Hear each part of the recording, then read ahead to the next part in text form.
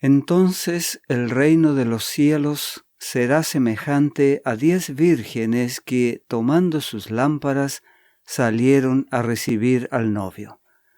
5 de ellas eran prudentes y 5 insensatas.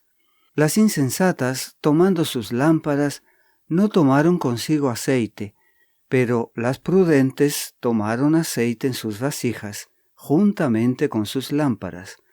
Como el novio tardaba, cabecearon todas y se durmieron. Y a la medianoche se oyó un clamor: «Aquí viene el novio, salid a recibirlo». Entonces todas aquellas vírgenes se levantaron y arreglaron sus lámparas. Y las insensatas dijeron a las prudentes: «Dadnos de vuestro aceite, porque nuestras lámparas se apagan». Pero las prudentes respondieron diciendo: «Para que no nos falte a nosotras y a vosotras, id más bien a los que venden y comprad para vosotras mismas». Pero mientras ellas iban a comprar, llegó el novio, y las que estaban preparadas entraron con él a la boda, y se cerró la puerta. Después llegaron también las otras vírgenes, diciendo: «Señor, Señor, ábrenos». Pero él, respondiendo, dijo: «De cierto os digo que no os conozco. Velad pues, porque no sabéis el día ni la hora en que el Hijo del Hombre ha de venir». San Mateo capítulo 25, versículos del 1 al 13. Jesús prometió a sus discípulos: «Vendré otra vez». San Juan capítulo 14, versículo 3. Qué gozo experimenta todo verdadero cristiano cuando piensa en la segunda venida de Cristo. Qué gozo constituye la contemplación anticipada del momento en que Jesús regrese para poner un punto final a toda injusticia, enfermedad y lágrimas, iniciando al mismo tiempo una era eterna de felicidad y paz. Jesús se refirió a esta buena noticia en varias ocasiones. Una de las más notables ocurrió poco antes de su muerte. En las últimas horas de la tarde del martes de la semana que culminó con su crucifixión el viernes, Jesús habló de su gloriosa venida en lo que se conoce como el sermón profético, que está registrado principalmente en San Mateo capítulos 24 y 25. La perspectiva de su regreso es tan gloriosa que Jesús sabía perfectamente que sus seguidores se impacientarían ante cualquier aparente demora. En esa condición mental, ellos podrían fácilmente ser engañados con falsas señales y falsos maestros que podrían desviarlos por completo de sus preparativos. Por eso, Jesús comenzó el discurso con advertencias en cuanto al peligro de ser engañados. «Mirad que nadie os engañe, porque vendrán muchos en mi nombre, diciendo: Yo soy el Cristo, y a muchos engañarán. Oiréis de guerras y rumores de guerras. Mirad que no os turbéis, porque es necesario que todo esto acontezca, pero aún no es el fin. Se levantará nación contra nación y reino contra reino, y habrá pestes, hambres y terremotos en diferentes lugares. Pero todo esto es solo principio de dolores». San Mateo capítulo 24, versículos 5 al 8. Sí, Jesús no regresaría inmediatamente. Contó para prevenirlos varias parábolas sobre la importancia de estar preparados para su regreso. En la parábola de los 2 siervos puso en labios de uno de ellos estas palabras: «Mi Señor tarda en venir». Versículo 48. En la conocida parábola de los talentos nos dice que el Señor de aquellos siervos regresó después de mucho tiempo. Capítulo 25, versículo 19. En la parábola de las 10 vírgenes, objeto de nuestro mensaje de hoy, Jesús se identifica con el novio y afirma claramente: el novio tardaba. Una parábola no es exactamente una fábula, tampoco es exactamente una alegoría, ni tampoco es un mito. Una parábola es una comparación. Es un relato breve que ilustra y enseña verdades espirituales por medio de comparaciones. Aunque en una parábola los detalles referentes a las personas, los sucesos, los tiempos y los lugares puedan no ser históricos, las verdades espirituales que transmiten son literales y reales. Mediante inesperados y admirables cambios en la trama o llamativas presentaciones de la experiencia humana, el relato desafía al oyente a tomar una decisión y a realizar una reforma. Cuando se dice que el reino de los cielos será semejante o se compara a 10 vírgenes, no hay que parar ahí. El reino no se parece a las vírgenes, se parece a lo que pasa, a lo que sucede con las vírgenes que van a una boda. El número 10 es una cifra redonda, bonita para contar una historia en la que hay 5 y 5, lo cual no hay que tomarlo como estadística en la que la mitad de los creyentes se salvará y la mitad se perderá. Jesús no está haciendo estadísticas, Él está contando una parábola. Para comprender bien esta parábola, necesitamos ver su contexto cultural, es decir, cómo eran las bodas en los tiempos de Cristo. Y sobre esto no hay un consenso. Los eruditos, los estudiosos han encontrado muchas fórmulas de boda, lo cual quiere decir que ya en los tiempos bíblicos a los novios les gustaba ser originales y no realizar la ceremonia siempre igual. Había diferentes formalidades, ya que en realidad ceremonia, como lo entendemos hoy, no había. Entonces todo lo demás, puesto que la fiesta no era religiosa en sí, se podía variar. La variante que Jesús está contando aquí era la más común, en la que esas niñas son las amigas de la novia, invitadas para ser damas de honor. Las 10 muchachas toman las lámparas y van a esperar al novio, a recibir al novio. O lo esperan a la puerta de la casa de la novia mientras él sale de su casa a buscar la novia. O bien están cerca de la casa del novio esperando que el novio vuelva de la casa de la novia, de los regateos rituales, y vuelva a su casa, donde tiene lugar el banquete. O bien, otra hipótesis, están ellas en la plaza con todo el mundo esperando que en la casa de la novia y en la casa del novio terminen sus regateos y sus cosas, y toda la comitiva vaya junta. Eso no tiene importancia. Lo importante es que toman sus lámparas. La palabra lámpara aquí a veces se ha explicado como las lamparitas pequeñas de arcilla, pero arqueológicamente no es muy verosímil porque allí cabe muy poco aceite y en la oscuridad y por la calle se apagan. Esas no sirven para ir por la calle, esas eran lámparas de andar en la casa. Además, así no se llamaba la palabra que usa aquí la Biblia. Otros han pensado que eran como faroles, pero también la palabra para farol es otra. Y lo que era más corriente en las bodas y lo más común, la palabra que se aplica en griego es lampás, unas antorchas. Son unos palos en las que se enrollaban trapos viejos, se ataban bien, se empapaban con aceite y se iban quemando desde arriba hacia abajo. Había simplemente que mojarlas de aceite de cuando en cuando para que brillaran. Eso hace mucha luz, eso no se apaga en el aire, en la calle, y se utilizaba mucho en la danza. Entonces ellas toman sus lámparas, sus antorchas, y salen a recibir al novio.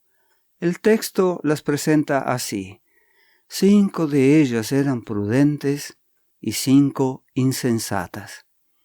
La clasificación que hace Jesús de la humanidad aquí, de la humanidad que le espera, no habla de buenos y malos.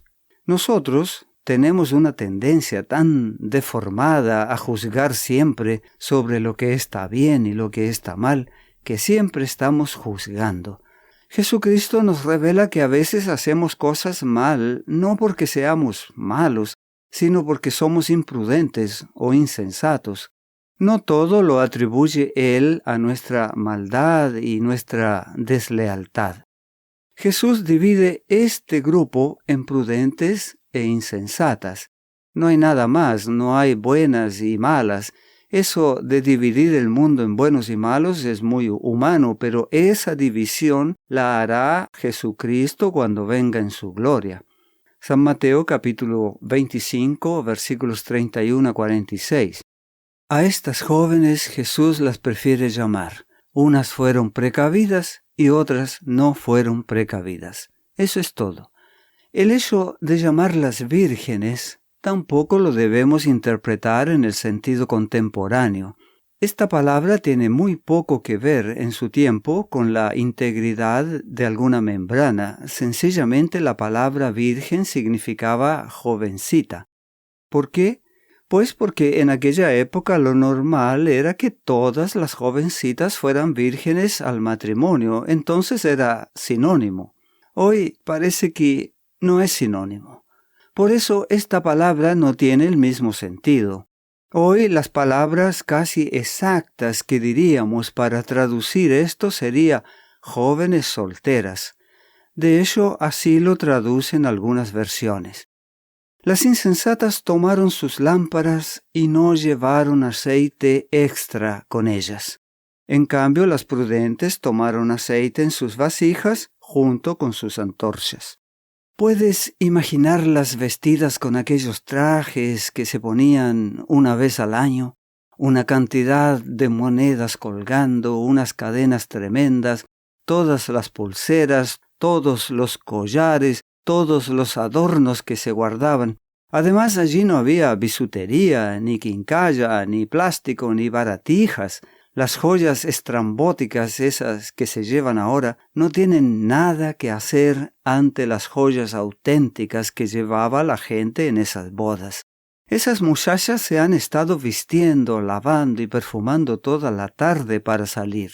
Y hay unas que toman solo la antorcha para estar más ligeras, más disponibles, porque ese es el día en que pueden ver a los jóvenes sin problemas, sin que vaya la tía con ellas, ni la abuela, ni el hermanito pequeño, sino que pueden ir solas con sus amigas. Y hay 5 que salen solamente con sus antorchas. Sin embargo, hay otras, muy prudentes, que se cargan con una jarra cada una. Unas vasijas que son para transportar el aceite en la calle, que tienen el cuello muy estrecho, tienen una asa o 2, se tapaban con un tapón para no llenarse de manchas el vestido, pero por muy elegante que sea la jarrita, son muy molestas. Una jovencita prefiere ir de fiesta sin la jarra de aceite en la mano. Pero estas chiquillas saben lo que hacen y saben que es preferible esa molestia o esa precaución porque son muy prudentes. Versículo 5. Como el novio tardaba, cabecearon todas y se durmieron. En nuestra civilización, lo más normal es que tarde la novia. Aquí hay que esperar al novio. Hay 3 cosas singulares en esta parábola. Primero, el enorme retraso del novio. Segundo, la previsión del retraso por parte de algunas jóvenes. Tercero, la igualdad en el sueño. Como el novio tardaba, cabecearon todas y se durmieron. ¿Por qué tarda el novio? En los informes que conocemos sobre las bodas de la antigüedad, el retraso del novio era normal. Se trataba de un retraso debido a los regateos y los pactos matrimoniales en casa de los padres de la novia. En ellos debía determinar la suma de dinero que tenía que pagar a los padres en caso de disolución del matrimonio o de cuánto tenía que ser la dote. En fin, había una serie de estipulaciones que no equivalían a una compra de la mujer, pero que en algunas civilizaciones se parece mucho a eso. Si el novio no regateaba, o si los padres, sobre todo, no regateaban y no exigían más y más, eso sería interpretado como una terrible indiferencia de los padres de la novia. Si los padres no regateaban, era como si dijeran, bueno, lo que queremos es que te la lleves cuanto antes. Y eso le hacía hacer perder valor a los ojos de los padres del novio, incluso de sí misma. Y así había que regatear todo lo que se pudiera, porque al fin y al cabo al novio también le hacía bien. Cuanto más largo era el regateo, mejor para todos. Así que nunca se debía dejar marchar a la novia sin ninguna vacilación. El novio tarda, y todas se quedan dormidas. Es muy realista y muy reconfortante que Jesús nos diga que vigilantes perfectos, que creyentes perfectos no existen. Jesús nos dice que no existen vírgenes perfectas que estén ahí al pie del cañón velando hasta las 12 de la noche. No existen. Existen unas que desean estar en la boda más que otras. Eso es todo, pero perfectas, ninguna. Eso hace que ya por lo menos yo me pueda incluir en uno de los grupos, porque si son perfectas, no me puedo incluir en ninguno. Pero el hecho de que me diga, mira, llega un momento en la vida en que la espera es agotadora. No hay nada peor que la espera. Los entusiasmos, las ilusiones, las emociones, esto es muy fácil de vivir. Esto nos gusta a todos. Todos podemos tener un buen comienzo, pero aguantar tiempo, esto es lo que nos traiciona, la usura del tiempo. Cuando nos hemos olvidado de esa emoción tan bonita que hemos sentido, de esa predicación, ese sermón que nos ha hecho tanto bien, de ese texto que hemos leído o de ese amigo que nos ha ayudado, cuando pasa el tiempo vuelve la monotonía, la rutina de las horas. Imagina a estas señoritas primero con emoción, contándose chistes, hablando de unos y de otros, pero pasa el tiempo. A ninguna se le ocurre ya nada gracioso, ya ninguna se ríe, se acabaron las risas, ya hay una que se empieza a dormir, y vienen los cabeceos, la modorra y el sueño, todas iguales. Esto es muy normal. Aún en las bodas que se hacen de noche, medianoche es muy tarde de todas formas. En los textos de la antigüedad, las bodas se podían prolongar hasta muy tarde, pero no hay bodas que empezasen a medianoche, por lo menos no las conocemos en Israel. Pero claro, las parábolas contienen un elemento de sorpresa e incluso un elemento escandaloso. Aquí Jesús compara el reino a algo que no es habitual. La demora del esposo va a ser más larga de lo normal. Y te parecerá mucho más largo. El Señor tardará en venir más de lo que te gustaría. De modo que vendrá en el momento en que estés dormido y no lo vas a esperar. El mensaje de esta parábola es un mensaje de preparación ante una venida de Cristo que viene en una hora insospechada. A medianoche, versículo 6, se oyó el clamor. Aquí viene el novio, salid a recibirlo. La medianoche. La hora simbólica en aquella civilización. En la nuestra, la medianoche es cuando algunos empiezan a salir de casa, pero en aquella civilización en la que no había luces eléctricas, ni neones, ni faroles en las calles, la gente llevaba durmiendo a veces 5 o 6 horas ya. Entonces, versículo 7, todas las vírgenes se levantaron y arreglaron las lámparas. Las lámparas que las han dejado ahí en el suelo empiezan a arreglarlas, es decir, a quitarle los trapos quemados, a enrollarles otros trapos que llevaban en el bolsito.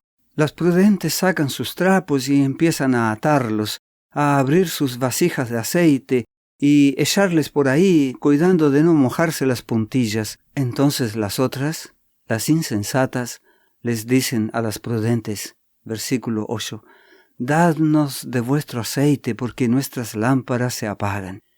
¿Qué cosa más normal que pedir en una situación de emergencia? Dame un poquito. Pero resulta que las prudentes responden de una manera que no nos hace mucha gracia. Versículo 9. para que no nos falte a nosotras y a vosotras, id más bien a los que venden y comprad para vosotras mismas. Si te doy no me va a alcanzar. Y es que ellas fueron previsoras, pero no llevaban una ánfora de 10 litros. Las chiquillas llevaban una jarrita lo más pequeña posible, incluso si era posible que se la pudiesen atar y colgar del cinturón de manera que no quedase demasiado pesada. No creas que van con un cántaro a la boda.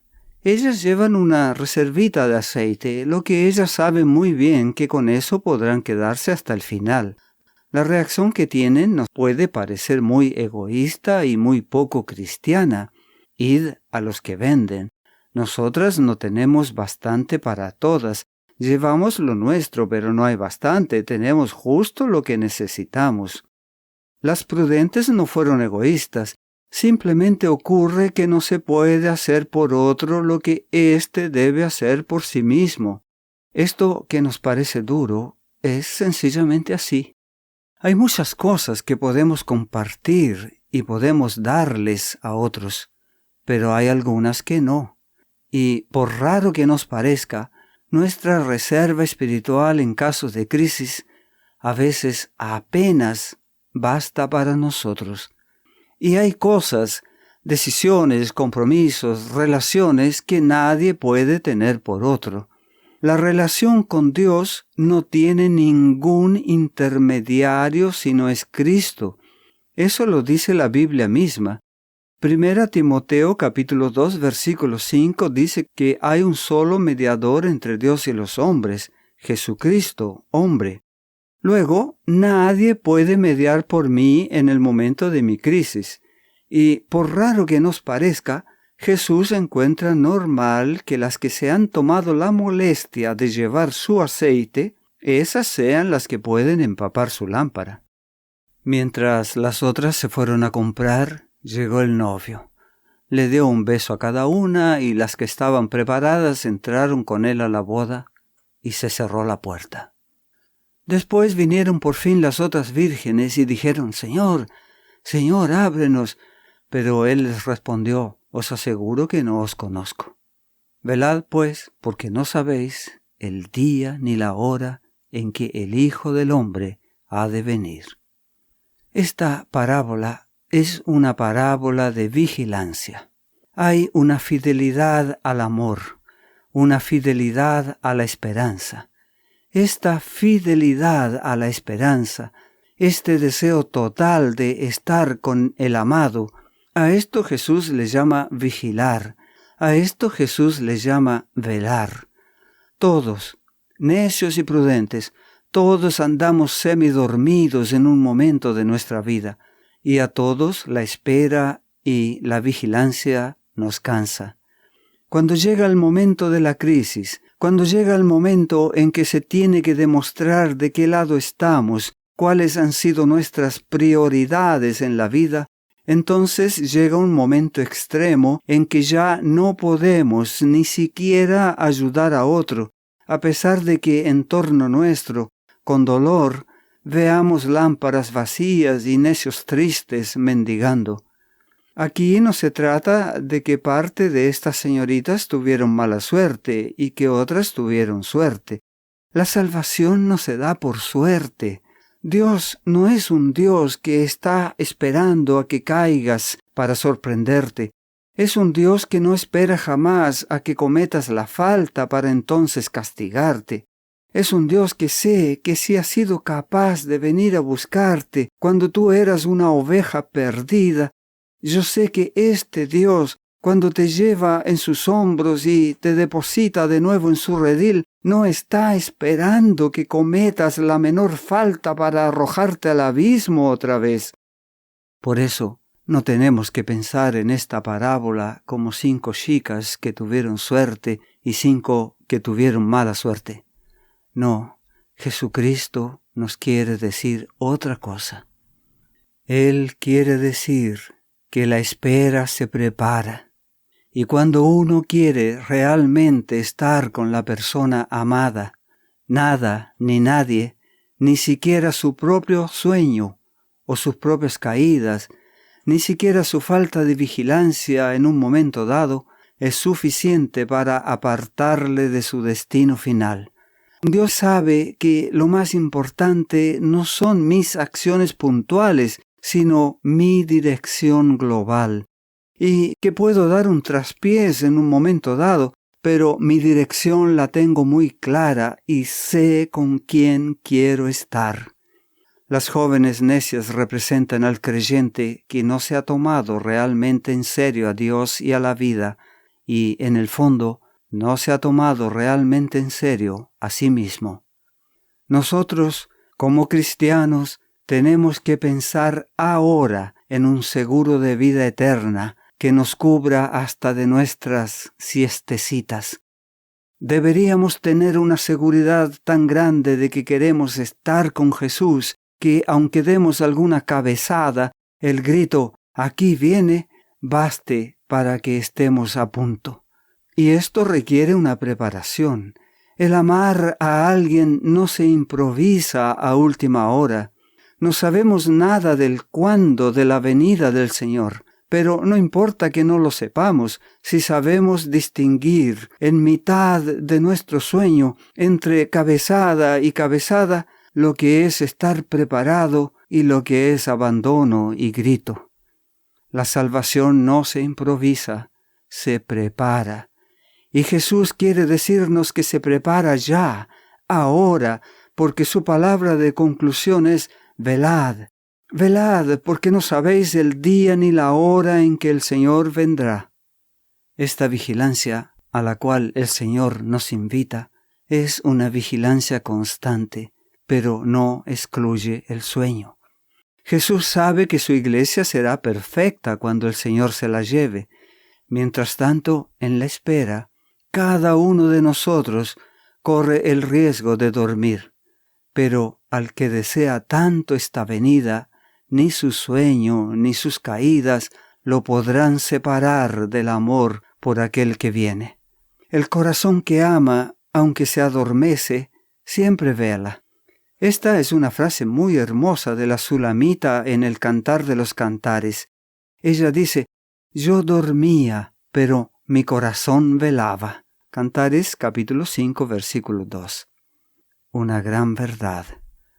Hay sueños en los que dormimos, pero no dormimos del todo. Las jóvenes prudentes en el fondo no duermen del todo, porque cuando el corazón ama, aunque se adormece, siempre vela. Quien espera a un ser querido, prepara todo para su llegada. Quienes amamos a Jesús, deseamos con ardor su venida, y quien le espera, vela, medita, se prepara. La vida cristiana, afortunadamente, no es una filosofía o una doctrina moral que hay que saber, sino, ante todo, la vida cristiana es el amor por alguien que viene. Jesús viene. Jesús contó la parábola de las 10 jóvenes solteras para decirnos que sí, que hay un día que es demasiado tarde. No se puede indefinidamente posponer una decisión pensando que siempre habrá tiempo. ¿Por qué? Pues no porque el Señor está procurando venir para pillarte por sorpresa, porque no es así, sino porque tú no sabes cuánto puede durar tu vida. Ninguno de nosotros es dueño de su futuro, y como no eres dueño de tu futuro, este momento es muy serio. Es el momento de decidirte por Dios. La gracia de Dios sea contigo.